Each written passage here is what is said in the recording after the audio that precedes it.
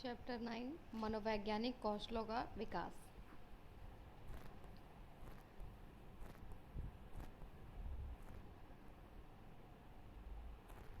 परिचय। विषय वस्तु।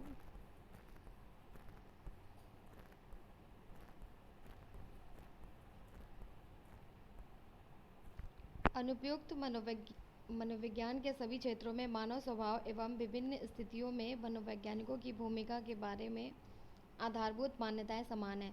सामान्यतः यह माना जाता है कि मनोवैज्ञानिकों की अभिरुचि लोगों के स्वभाव, उनकी योग्यता और व्यवहार में होती है। किसी भी क्षेत्र के मनोवैज्ञानिक से अपेक्षा की जाती है कि दूसरे लोगों में अभिरुचि लेगा और अपने विषय से प्राप्त ज्ञान का उपयोग उनकी मदद करने में करेगा।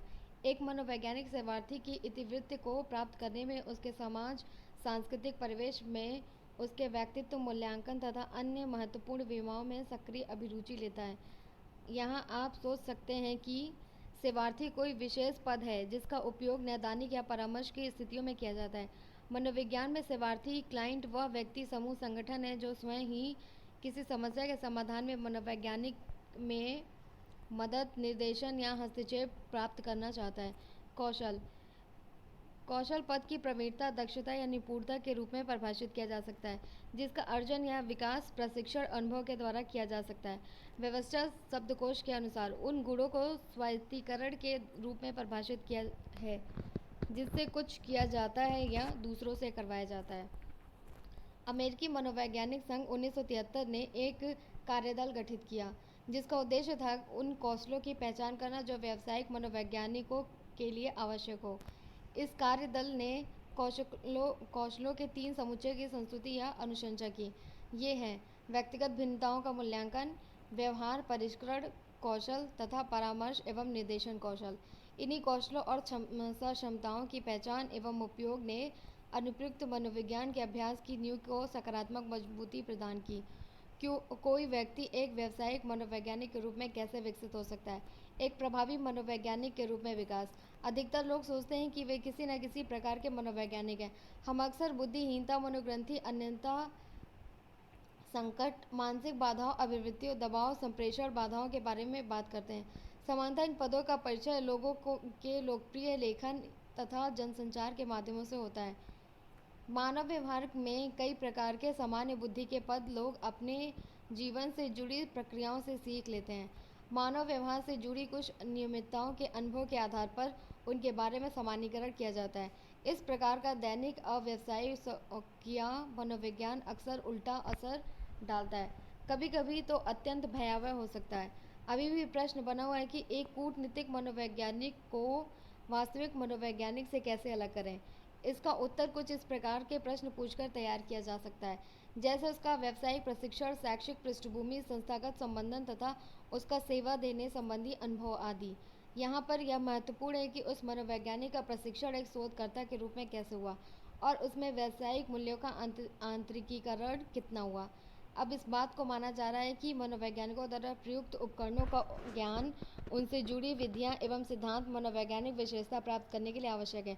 उदाहरण के लिए, एक व्यावसायिक मनोवैज्ञानिक समस्या का निराकरण वैज्ञानिक स्तर पर करता है। वे अपनी समस्याओं को प्रयोगशाला या क्षेत्र में ले जाकर परीक्षण करके उत्तर प्राप्त करने का प्रयास करते हैं। वे अपने प्रश्नों का उत्तर गणितीय संभाव्यताओं से के आधार पर प्राप्त करते हैं। उसके बाद ही वह किसी विश्वसनीय मनोवैज्ञानिक सिद्धांत या नियम पर पहुंचते हैं। यहाँ पर एक और अंतर स्थापित करना चाहिए।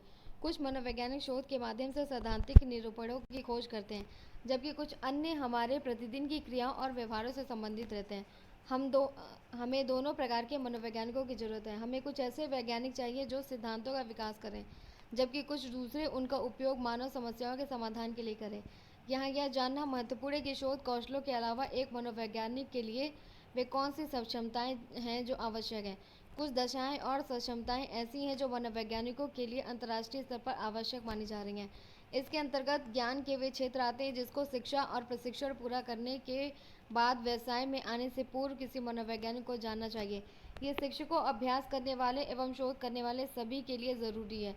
जो छात्रों से व्यापार से उद्योगों से और बेहतर समुदाय के साथ परामर्शन की भूमिकाओं में होते हैं। यह माना जाता रहा है कि मनोविज्ञान में सक्षमताओं को विकसित करना, उनको अमल में लाना और उनका मापन करना कठिन है, क्योंकि विशिष्ट पहचान और मूल्यांकन की कसौटियों पर आम सहमति नहीं बन पाई। आधारभूत कौशल या सक्षमता जिनको मनोवैज्ञानिकों ने पहचाना है, जो एक प्रभावी मनोवैज्ञानिक बनने के लिए आवश्यक है, उनको 3 श्रेणियों में बाँटा जा सकता है: सामान्य कौशल, जनरल स्किल, प्रेक्षण कौशल, ऑब्जर्वेशनल स्किल, विशिष्ट कौशल, स्पेसिफिक स्किल। इनकी चर्चा यहाँ विस्तार से की जा रही है। सामान्य कौशल: ये कौशल मूलतः सामान्य स्वरूप के हैं। इनकी आवश्यकता सभी प्रकार के मनोवैज्ञानिकों को होती है, चाहे उनकी विशेषज्ञता का क्षेत्र कोई भी हो। ये कौशल सभी व्यावसायिक मनोवैज्ञानिकों के लिए आवश्यक हैं, चाहे वे नैदानिक एवं स्वास्थ्य मनोविज्ञान के क्षेत्र के हों, औद्योगिक, संगठनात्मक, सामाजिक या पर्यावरणीय मनोविज्ञान से संबंधित हों, या सलाहकार के रूप में कार्यरत हो। इन कौशलों में व्यक्तिक तथा बौद्धिक कौशल दोनों शामिल होते हैं।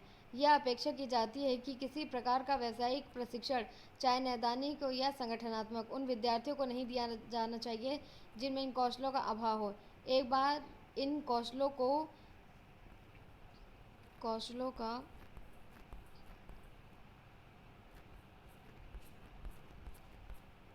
प्रशिक्षण प्राप्त कर लेने के बाद ही किसी विशिष्ट क्षेत्र में विशिष्ट प्रशिक्षण देकर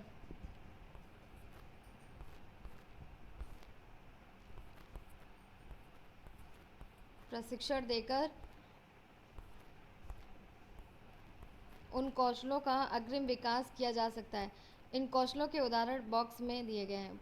बौद्धिक एवं व्यक्तिक कौशल: अंतर्वैयक्तिक कौशल, संज्ञानात्मक कौशल, भावात्मक कौशल, व्यक्तित्व अभिव्यक्तिपरक कौशल, परावर्ती मननात्मक कौशल, व्यक्तिक कौशल।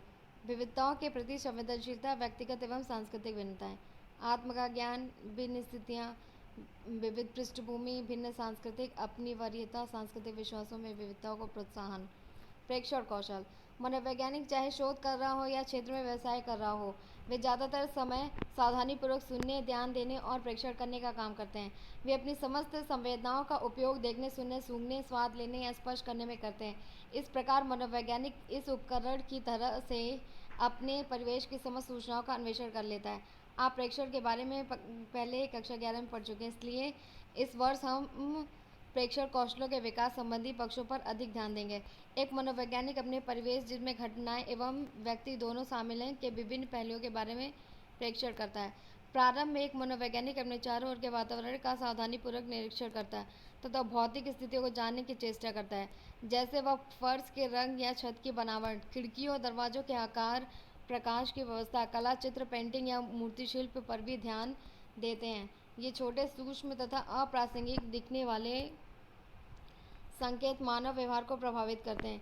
इसी कारण मनोवैज्ञानिक परिवेश के इन संकेतों पर ध्यान देता है। भौतिक परिवेश के इन पहलुओं के अलावा एक मनोवैज्ञानिक व्यक्तियों एवं उनके व्यवहारों का भी प्रेक्षण करता है। इसमें उनकी जनांकीय विशेषताएं, जैसे आयु, लिंग, कद इत्यादि, दूसरों के व्यवहार करने या संबंध स्थापित करने के तरीके, दूसरों की उपस्थिति में व्यवहार का स्वरूप शामिल हो सकते हैं।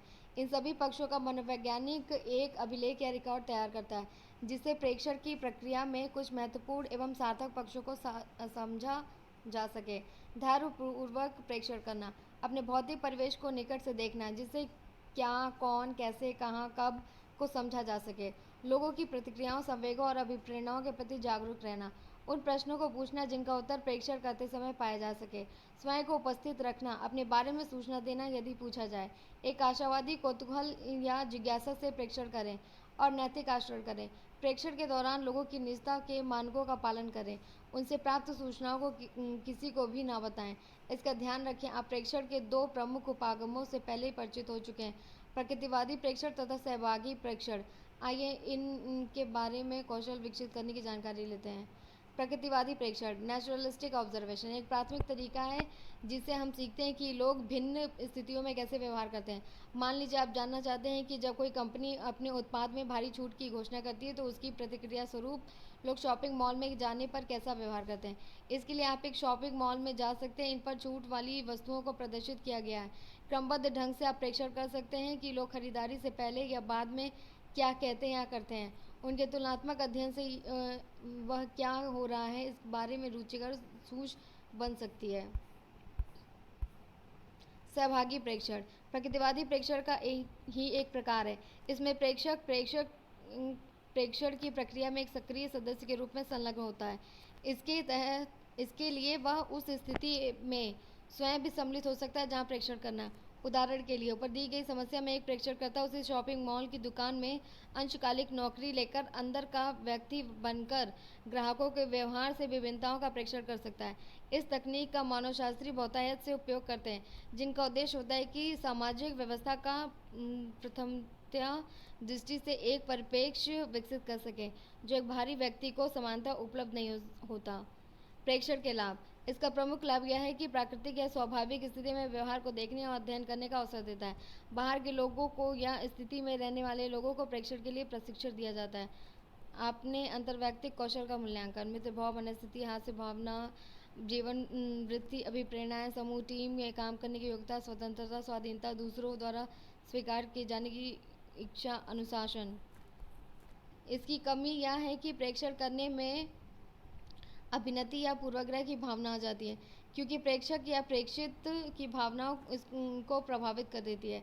किसी दी हुई परिस्थिति में दैनंदिन क्रियाएं नित्य क्रम कर्म रूटीन की तरह होती हैं जो अक्सर प्रेक्षक की दृष्टि से चूक जाती हैं। दूसरी संभाव्य कमी यह है कि वास्तविक व्यवहार और दूसरों की अनुक्रियाएं प्रेक्षक की उपस्थिति से प्रभावित हो सकती हैं और इस प्रकार प्रेक्षण का उद्देश्य पराजित हो सकता है।